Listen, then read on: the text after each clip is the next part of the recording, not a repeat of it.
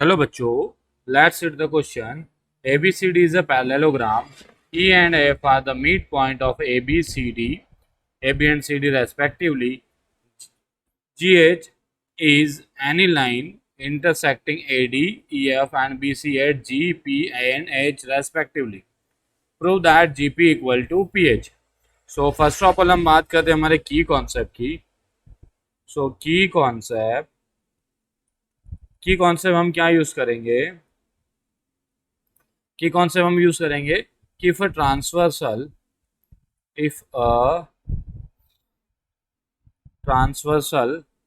make equal intercept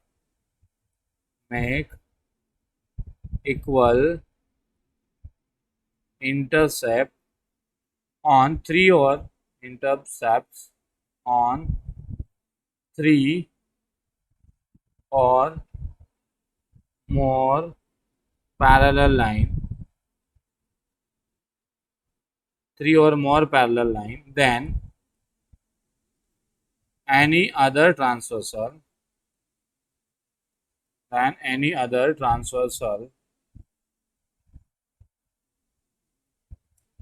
intersecting intercept intersecting any other transversal intersecting then will also make equal intercept. ये हमारा intercept है. ठीक है, देखिए इसका मतलब ये है कि कोई हमारी तीन पैरेलल लाइन, सपोज ये लाइन एंड ये लाइन एल है, ये एम है और ये एन है. मतलब हमें ये गिवन है कि line M parallel to N है और पैरेलल टू क्या है, एन है. मतलब हमें L line parallel to M है और पैरेलल टू एन ये हमें गिवन है. तीनों लाइन आपस में पैरेलल है और कोई एक ट्रांसवर्सल ये मेरा T1 है और कोई दूसरा ट्रांसवर्सल मेरा T2 है. तो कभी ये इक्वल इंटरसेप्ट देंगे. मान लो सपोज ये ए है, ये बी है और ये सी है और ये हो जाएगा पी क्यू एंड आर. तो कभी मान लो हमें ऐसा गिवन है कि A B equal to B C है. मान लो कभी ये हमारे इक्वल इंटरसेप्ट देंगे तो ये भी कंफर्म है कि ये भी क्या होंगे, हमारे इक्वल इंटरसेप्ट हमें गिवन होगा. इस कॉन्सेप्ट को हमें यूज़ करते हुए क्वेश्चन को सॉल्व करेंगे. तो सबसे पहले हम क्या करेंगे, डायग्राम ड्रॉ कर लेंगे. तो डायग्राम ड्रॉ करते हैं, हमें देखते क्या, A B C D is a parallelogram. तो सबसे पहले हमें क्या बनाना है, A B C D parallelogram बनाना है. तो ये हमने बना लिया, ए बी सी डी एक पैरेललोग्राम हो गया. ये बी है, ये सी है एंड ये डी है. A B C D is a parallelogram. E and F are the mid point of the A B and C D.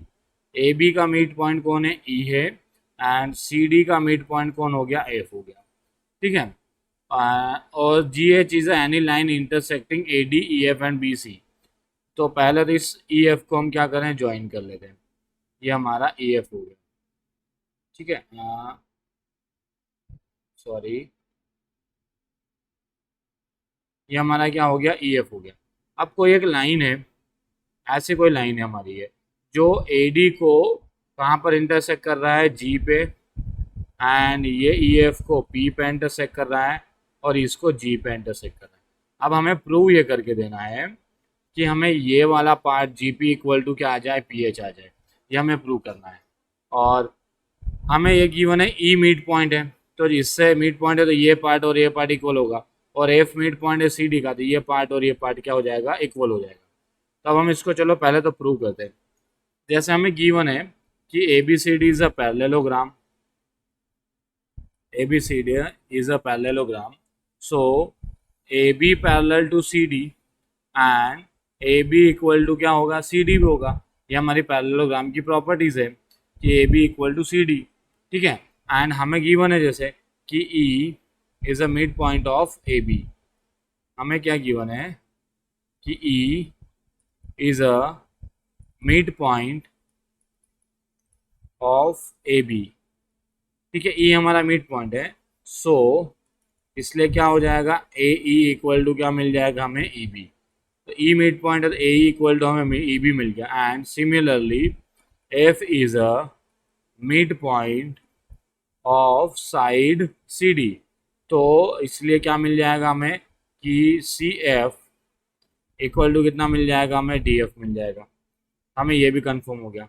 और C F equal to D F है। और जैसे हमें ये गिवन है कि ए बी सी डी, वैसे हमारी A B side C D के इक्वल है, तो half of the A B जो है वो half of the C D के इक्वल होगा। मैं दोनों तरफ में हाफ का मल्टीप्लाई कर रहा हूँ, क्या हो गया, half of the A B equal to half of the C D. और ए बी का आधा मतलब क्या, ई बी कहलाएगा। तो ए बी का आधा हमारा कौन हो गया, ई बी हो गया। और सिमिलरली इधर सी डी का आधा कौन हो गया, सी एफ हो गया। मतलब यहाँ से हमें क्या पता चल गया कि ई बी जो है वो क्या है, सी एफ के पैरेलल भी है।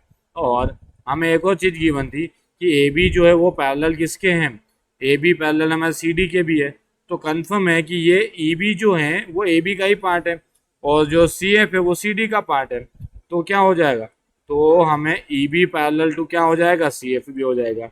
और हमें एक साइड पैरेलल एंड इक्वल मिल गई, तो हम क्या बोल देंगे, so one pair of sides, one pair of sides are parallel and equal।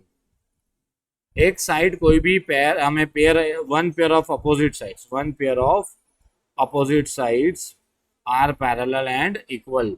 इसको थोड़ा सा हम अच्छे से लिख लेते हैं। One pair of opposite sides are parallel and equal. जब भी हमें कोई एक pair side, opposite pairs of side parallel और इक्वल आ जाती है, तो हम बोल सकते हैं कि हमारा क्या पैरेलल होगा। तो हम बोल देंगे कि so E B C F, E B C F is a parallelogram.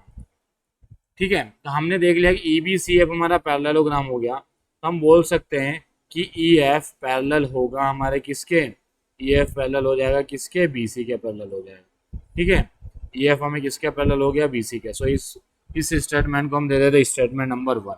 ठीक है, अब हम देखते हैं सिमिलरली ये वाला पार्ट हमारे इस वाले पार्ट के इक्वल है। एक बार और देखते हैं। So A B equal to हमें सी डी गिवन है, so half of the A B equal to क्या है, half of the C D है। और ए बी का आधा पार्ट कौन कहलाएगा, ए ई बी कहलाएगा। और सी डी का आधा पार्ट कौन कहलाएगा, डी एफ बी कहलाएगा। तो ए ई किसके इक्वल आ गया, डी एफ के इक्वल आ गया। और ये जो ए ई है वो ए बी का ही पार्ट है, और ये जो डी एफ है वो सी डी का पार्ट है। तो A B parallel C D था, सो यहाँ पे लिखते हैं कि A B parallel C D, तो ए ई पैरेलल भी कौन होगा, डी एफ भी होगा। तो वापस से यहाँ देखते हैं कि one pair of opposite sides are parallel and equal. So A E F D is a parallelogram. So हमें क्या मिल गया, A E F D is a parallelogram. जैसे हमें A F D is a parallelogram मिला था, हम बोल सकते हैं ए डी पैरेलल है किसके, हम क्या बोल सकते हैं कि ए डी पैरेलल है किसके, ई एफ के। ये हमें मिल गया स्टेटमेंट नंबर 2। ठीक है, so by statement 1, by 1 and 2, statement 1 and 2 हमें क्या मिल गया, हमें देखो स्टेटमेंट 1 को देखते हैं, ई एफ पैरेलल है बी सी के एंड ई एफ पैरेलल है किसके, ए डी का। मतलब हमें ये मिल गया कि ए डी जो है वो पैरेलल होगा ई एफ के, और पैरेलल होगा किसके, बी सी के। मतलब हमें ये समझ में आ गया, इससे ये प्रूव हो गया कि ए डी जो है वो पैरेलल है हमारे ई एफ के, और पैरेलल है किसके, बी सी के। मतलब ये तीनों लाइन क्या हो गई, पैरेलल आ गई। अब जैसे ही तीनों लाइन पैरेलल आई, तो हम देखते हैं कि ये जो हमारा इंटरसेप्ट है A E equal to E B मिल जाएगा। सो यहाँ पर हम क्या लिखेंगे, so intercept A B equal to क्या आ जाएगा, A E equal to B, ये हमें गिवन है। So intercept A E equal to B E, ये हमें क्या है, ये हमें हमारा पार्ट क्या है, ये हमें गिवन है। और जो हमारा की कॉन्सेप्ट देखा था हमने, की कॉन्सेप्ट क्या था कि कोई हमारी 3 पैरेलल लाइन होती है और एक तरफ कोई हमारा इंटरसेप्ट इक्वल होते हैं, तो दूसरी तरफ भी इंटरसेप्ट क्या होंगे, हमारे इक्वल हमें गिवन होंगे, मतलब गिवन हमें इक्वल देंगे। तो ये इक्वल इंटरसेप्ट है, तो कंफर्म है कि ये भी क्या होगा, equal intercept. So by our की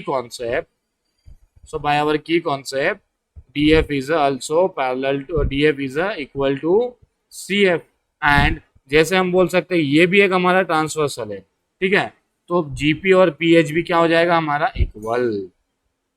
तो देखते हैं, हम यहाँ पे लिखते हैं so A B is a transversal